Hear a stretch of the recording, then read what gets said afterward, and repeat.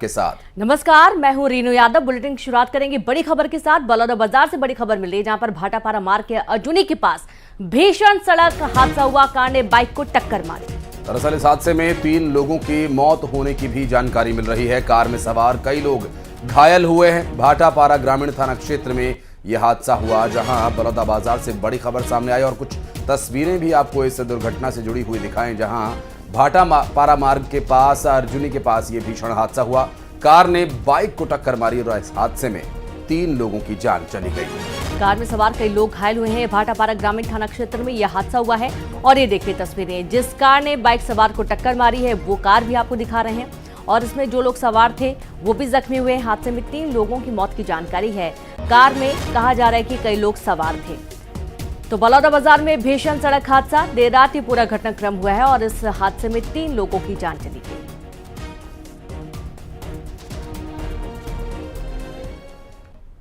अगली खबर नरसिंहपुर से, जहां सड़क हादसे में 4 लोगों की मौत हो गई। इलाज के दौरान जिला अस्पताल में घायल की मौत होने की जानकारी मिल रही है। 2 बाइकों की हुई थी आमने सामने भिड़ंत। मां बेटा सहित नातिन की घटनास्थल पर हुई मौत। एक बाइक पर 4 लोग सवार थे। साईखेड़ा पुलिस मामले की जांच में जुट गई है। तो हादसों का दिन रहा और ये देखिए नरसिंहपुर में जहां सड़क हादसे में 4 लोगों की मौत की जानकारी मिल रही है। इलाज के दौरान जिला अस्पताल में घायल की मौत हो गई। 2 बाइकों की आपस में आमने सामने से भिड़ंत हुई थी। मां बेटा सहित नातिन की घटनास्थल पर ही मौत हो गई।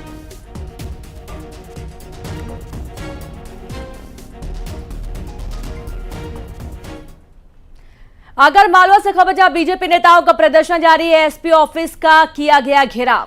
दरअसल एसपी ऑफिस के बाहर धरने पर बैठे हैं नेता और बीजेपी नेताओं का आरोप है मामला दर्ज करने के लिए पुलिस 3 लाख रुपए की रिश्वत मांग रही है और एसपी ने जमीन पर बैठकर इनकी शिकायतों को सुना। 2 पुलिस कर्मचारियों को सस्पेंड भी किया गया इस पूरे मामले में, जहां आगर मालवा में बीजेपी नेताओं ने प्रदर्शन किया एसपी ऑफिस के बाहर और घेराव किया एसपी ऑफिस का और धरने पर बैठ गए एसपी ऑफिस के बाहर ही। और बीजेपी नेताओं का गंभीर आरोप है कि 3 लाख रुपए की रिश्वत मांगी जा रही थी।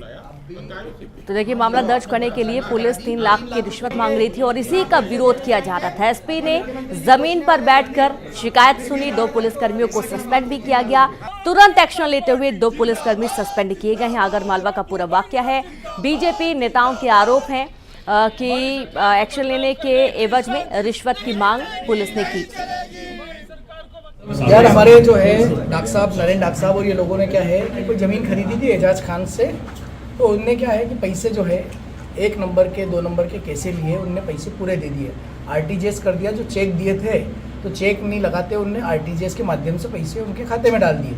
अब वो एजाज खान जो है इन पे दबाव बना रहा है कि मेरे पैसे चेक और चाहिए, चेक क्लियर करवाना है, जबकि वो आरटीजीएस कर चुके थे। तो 420 के उसमें कहना था कि प्रधान आरक्षक राजेश श्याम कारपेंटर और नरेंद्र सिंह भाटी के द्वारा 3 लाख रुपये लिए गए हैं।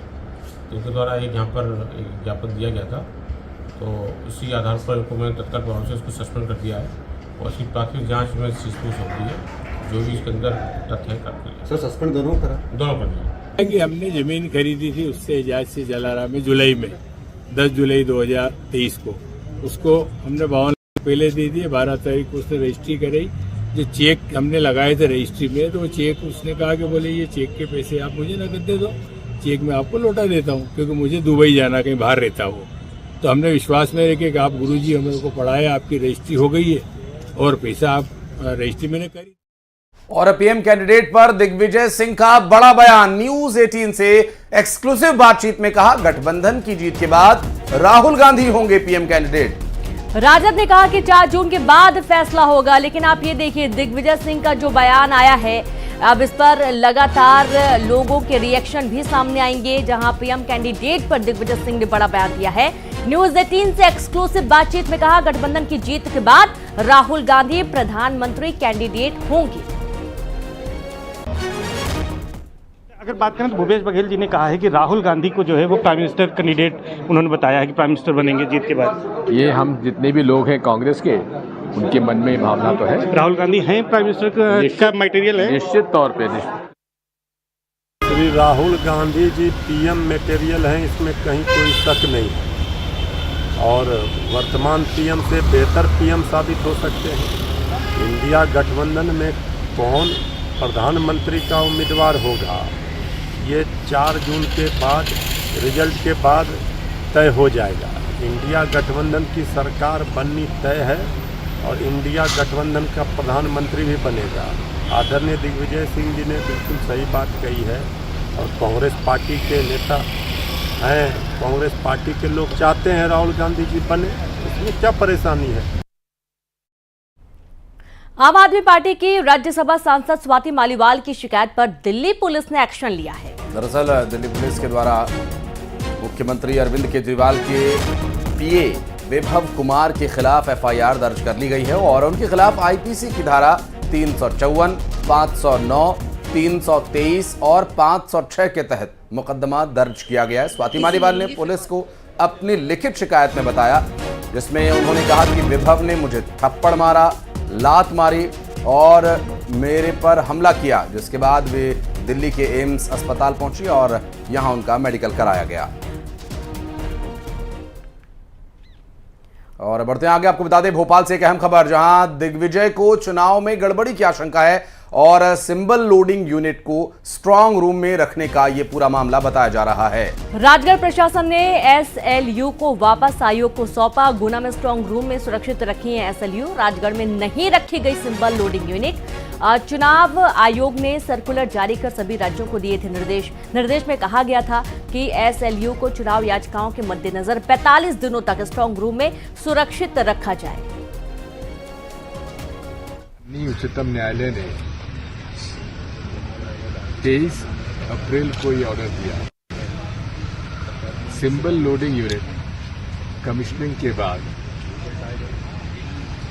बीईएल या ईसीआईएल को लौटाया नहीं जाना चाहिए, उसे कलेक्टर साहब की हिफाजत में अंडर लॉक एंड की स्टोर की जाना चाहिए। हमारी हमेशा चुनाव आयोग से शिकायत रही है, सिंबल लोडिंग यूनिट में ही सॉफ्टवेयर क्या डाला जाता है, इस पर हमें शक है। इसको मैं टेकअप करूंगा इलेक्शन कमीशन से भी और माननीय सुप्रीम कोर्ट के भी। आज यूपी दौरे पर सीएम डॉक्टर मोहन यादव बलरामपुर के पचपेड़वा में जनसभा, श्रावस्ती में करेंगे चुनावी जनसभा को संबोधित। आपको बता दें कि लोकसभा चुनाव या विधानसभा चुनाव उपचुनाव के लिए यहां पर प्रचार किया जाना है। शाम को अयोध्या से भोपाल पहुंचेंगे मुख्यमंत्री डॉक्टर मोहन यादव। मध्य प्रदेश के लोकसभा चुनाव संपन्न होने के बाद मध्य प्रदेश की फ्रंटलाइन लीडरशिप को पूरे देश में अलग अलग जगह पर प्रचार करते देखा जा रहा है, जिसमें मुख्यमंत्री सीएम डॉक्टर मोहन यादव यहां बलरामपुर के पचपेड़वा में सभा को संबोधित करेंगे और कई अन्य जगह भी उनके कार्यक्रम रहे हैं और आज उत्तर प्रदेश में वे जनसभा को संबोधित करेंगे और शाम तक उनके भोपाल पहुंचने की जानकारी मिल रही है। तो वहीं प्रधानमंत्री नरेंद्र मोदी भी आज उत्तर प्रदेश में चुनावी हुंकार भरने वाले हैं, जिसमें बाराबंकी, फतेहपुर और हमीरपुर में उनकी जनसभाएं होनी हैं। मुंबई के शिवाजी पार्क में करेंगे रैली, गृह मंत्री अमित शाह रायबरेली में करेंगे प्रचार और इस तरीके से जो पर स्केड्यूल है प्रधानमंत्री से लेकर गृह मंत्री तक का, वो आपको बता रहे हैं। जहां आज प्रधानमंत्री यूपी में कई चुनावी सभाएं करने वाले हैं, चुनावी हुंकार भरेंगे, जहां बाराबंकी, फतेहपुर और हमीरपुर में जनसभा करेंगे। मुंबई के शिवाजी पार्क में करेंगे रैली, गृह मंत्री अमित शाह आज रायबरेली में प्रचार करेंगे। आज ओडिशा दौरे पर रहेंगे सीएम साय, सुंदरगढ़, वीरामित्रपुर और राजगंगपुर में जनसभा होगी। आपको बता दें कि सुबह करीब 10:20 पर ओडिशा के लिए रवाना होंगे सीएम और ओडिशा के 5 लोकसभा सीटों पर 20 मई को मतदान होना है और ऐसे में भारतीय जनता पार्टी की तरफ से लगातार चुनाव प्रचार अभियान को धार दी जा रही है और इसी सिलसिले में छत्तीसगढ़ के मुख्यमंत्री विष्णुदेव साय प्रचार के लिए ओडिशा जाने वाले हैं।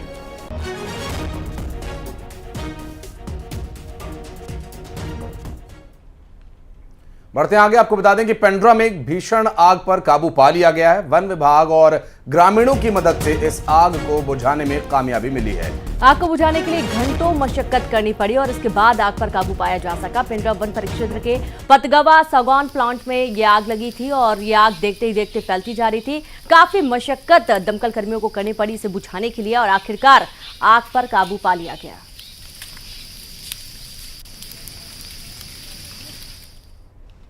खबर श्योपुर से, जहां झुग्गी झोपड़ी और टेंट की दुकान में आग लग गई। नकदी समेत लाखों रुपए का माल खाक हो गया। दरअसल कोतवाली थाना के पीजी कॉलेज के पास का ये पूरा मामला बताया जा रहा है और दमकल ने कड़ी मशक्कत के बाद किसी तरह से आग पर काबू पाया, जो कि झुग्गी झोपड़ी में लगी थी और टेंट की दुकान में ये आग लगी थी। नकली सहित लाखों रुपए के सामान के नुकसान की जानकारी मिल रही है।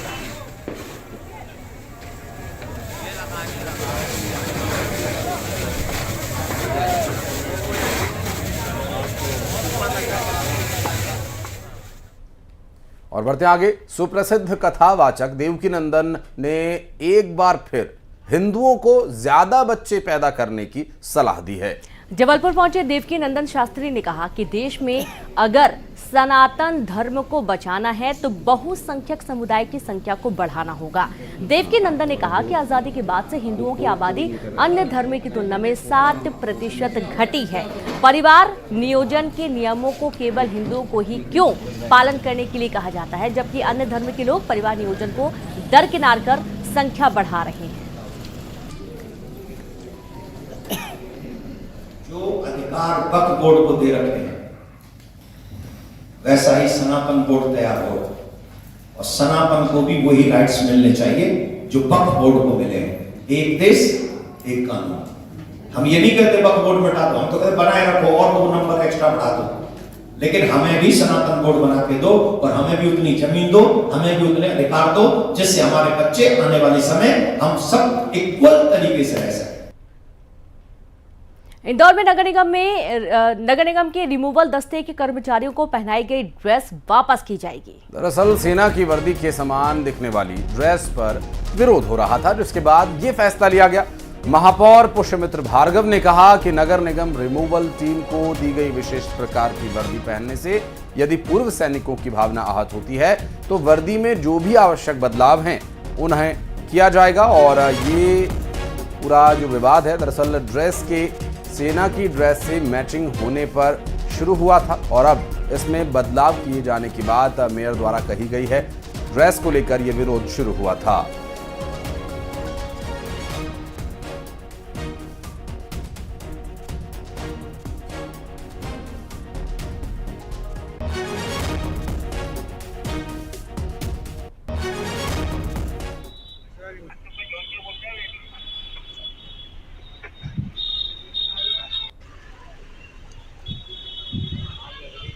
विभाग में रिमूवल के काम में एक रूपता आए, अनुशासन दिखे, इसलिए वर्दी देने का काम रिमूवल विभाग के अधिकारियों ने किया था।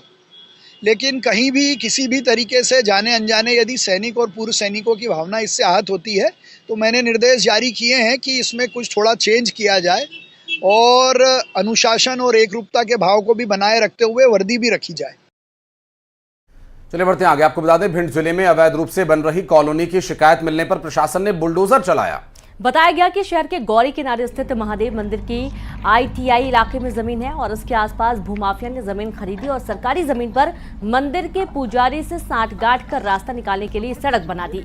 शिकायत मिलने पर तहसीलदार ML शर्मा प्रशासनिक अमले के साथ बुलडोजर लेकर पहुंचे और सरकारी जमीन पर बनाई सड़क को नष्ट किया गया। साथ ही भूमाफिया और मंदिर पुजारी के खिलाफ कार्रवाई की गई।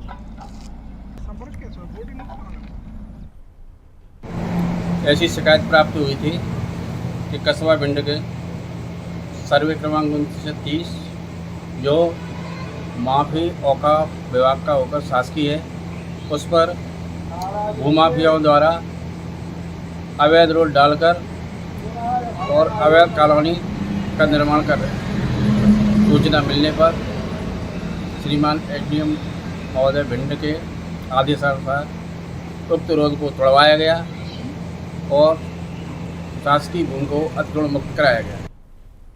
खंडवा में अतिक्रमण हटाओ मुहिम के दूसरे दिन भी प्रशासन की सख्ती दिखाई दी। नगर निगम ट्रैफिक और पुलिस की संयुक्त कार्रवाई के दौरान सड़क से अतिक्रमण को हटाया गया और इस दौरान एक गाड़ी भराकर माफ कीजिएगा गाड़ी भरकर यहां पर सामान जब्त किया गया और कार्रवाई के दौरान कहीं दुकानदारों ने बहसबाजी की तो कहीं हाथ जोड़कर विनती करते भी नजर आए और यहां क्या कुछ स्थिति बनी तस्वीरों में आप देख सकते हैं।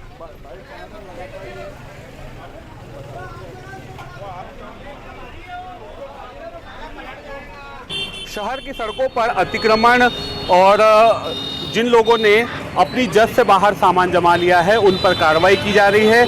लगातार दूसरा दिन है, आप देख सकते हैं कि नगर निगम का अतिक्रमण विरोधी और कुर्की वारंट वसूली उड़न दस्ता भी साथ में है। ये तरह की कार्रवाई की जा रही है, लगातार दूसरा दिन है। ये बाजार जो क्षेत्र है रेलवे स्टेशन से लेकर नगर निगम का, ये बहुत ही यहाँ का जो है घनी आबादी वाला क्षेत्र है और यहाँ दुकानें भी बहुत हैं, ग्राहक भी आते हैं बाहर से।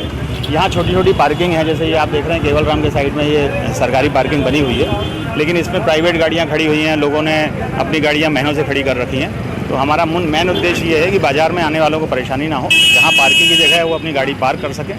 जो लाइन डली हुई है वाइट लाइन, उसके अंदर गाड़ी खड़ी करें, अस्त व्यस्त कहीं गाड़ी खड़ी ना करें, ताकि मार्केट में आने जाने की पर्याप्त जगह हो। बिल्कुल, लगातार कार्रवाई का दौर जारी है। हम आपको दिखाना चाहेंगे कि किस तरह से जो है ये वाहन में सामान भर लिया गया है, क्योंकि ये शहर की सड़कों पर जो जिस तरह से सामान रख लिया जाता है, अतिक्रमण कर लिया जाता है, उसके बाद लोगों का चलना दूभर हो जाता है।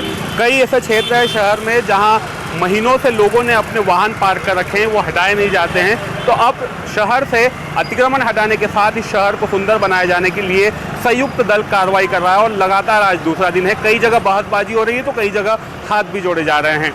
अमित जायसवाल, न्यूज़ 18, खंडवा। और राजनांदगांव से खबर है, जहां कारोबारी की जली हुई लाश मिलने से सनसनी फैल गई। हत्या या आत्महत्या के एंगल से पुलिस मामले की जांच कर रही है।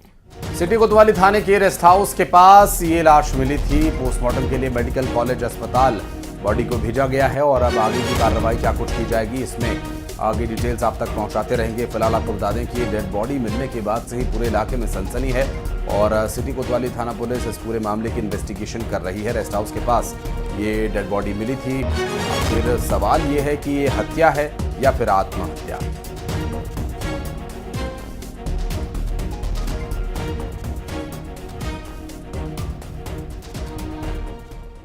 और अगली खबर दुर्ग से, जहां डायरिया के प्रकोप की जानकारी मिल रही है। दरअसल डायरिया के 7 नए मरीज यहां से मिले हैं।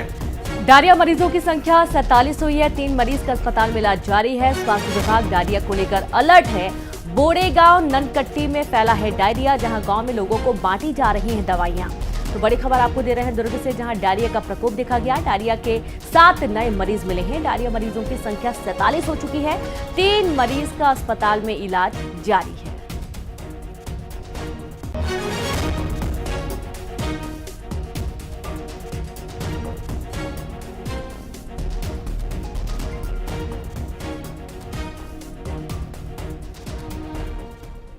और खबर रायसेन से, जहां पर विजिलेंस बिजली विभाग की टीम से दबंगों की बदसलूकी का मामला सामने आया। दरअसल दबंगों ने कर्मचारियों को बंधक बनाने और झूठे केस में फंसाने की धमकी दी है। सहायक प्रबंधक सतर्कता विनोद कोकाड़े अपनी टीम के साथ भारकच्छ खुर्द में पहुंचे थे और जहां उनकी टीम के साथ अभद्रता की गई, झूमाझटकी हुई। आदिवासी विजिलेंस अधिकारी विनोद कुकाड़े ने थाने में शिकायत दर्ज कराई, जिसमें उन्होंने भगवान सिंह पुरविया और ठाकुर और उसके समर्थकों पर आरोप लगाया। बरेली पुलिस पूरे मामले की जांच में जुटी हुई है।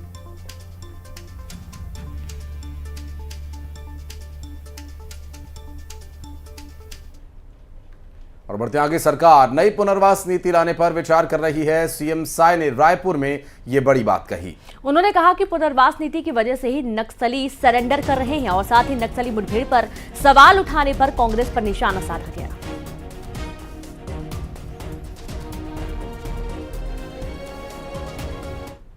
विषय है, कम से कम इन सब विषयों को राजनीति से ऊपर उठ के देखना चाहिए। पिछले बार भी जब एक दिन में 29 नक्सली मारे गए तो उस समय भी उस घटना को विपक्ष के लोग, कांग्रेस के लोग क्या बोलते हैं, नकली बता रहे थे, जबकि स्वयं नक्सलियों ने 19 लोगों का लिस्ट जारी किया। तो ये दुख की बात है, लेकिन अब इन लोगों को क्या कहें, लोग तो सर्जिकल स्ट्राइक पर भी प्रश्न खड़ा करने वाले हैं। कम से कम उनसे मेरा यह आग्रह होगा कि इन सब विषयों को राजनीति से ऊपर उठ के देखें। तो वहीं नक्सल मुद्दे पर केंद्रीय गृह मंत्री अमित शाह की तारीफ पर सीएम साय ने कहा कि हम अमित शाह के बहुत आभारी हैं, उन्होंने हमारी सरकार पर विश्वास जताया। और डबल इंजन की सरकार में ही नक्सलवाद का ये सफाया संभव हो पाया है और इस मुद्दे पर पीएम और गृह मंत्री गंभीर हैं। बहुत जल्द छत्तीसगढ़ से नक्सलवाद पूरी तरह से खत्म होगा। माननीय गृह मंत्री जी के अत्यंत आभारी हैं। उन्होंने हमारी सरकार पर विश्वास जताया है और डबल इंजन सरकार के कारण ये संभव हो पाया है कि 3-4 महीनों में ही 112 नक्सली मारे गए हैं। 450 नक्सली आत्मसमर्पण किए हैं और 153 नक्सली गिरफ्तार हुए हैं और जल्दी ही छत्तीसगढ़ से नक्सलवाद का समापन हो भी चाहिए। और चारधाम की यात्रा के दौरान हादसे के बाद उज्जैन का महाकालेश्वर मंदिर प्रशासन किसी भी आपात परिस्थितियों से निपटने के लिए पूरी तरह से तैयार है। महाकालेश्वर मंदिर में भीड़ प्रबंधन की पर्याप्त व्यवस्था की गई है। मंदिर प्रशासन, जिला प्रशासन ने ए और बी प्लान बनाया है। मंदिर के प्रशासक ने बताया कि किसी भी आपात स्थिति से निपटने की पूरी तैयारी है।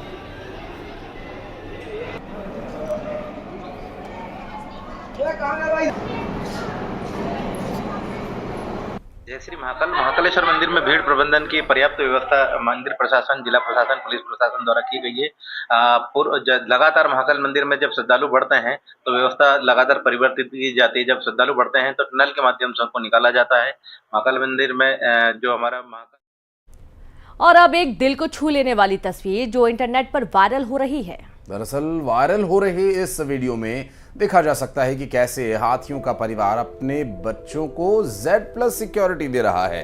ये वीडियो तमिलनाडु के अनामलाई टाइगर रिजर्व के घने जंगल का बताया जा रहा है, जहां हाथियों का परिवार अपने बच्चे की सुरक्षा को ध्यान में रखते हुए आराम भी फरमा रहा है और सतर्क भी नजर आ रहा है। बच्चों को एक सुरक्षा घेरे में लेकर हाथी आराम करते नजर आ रहे हैं। तमिलनाडु से यह तस्वीर सामने आई है।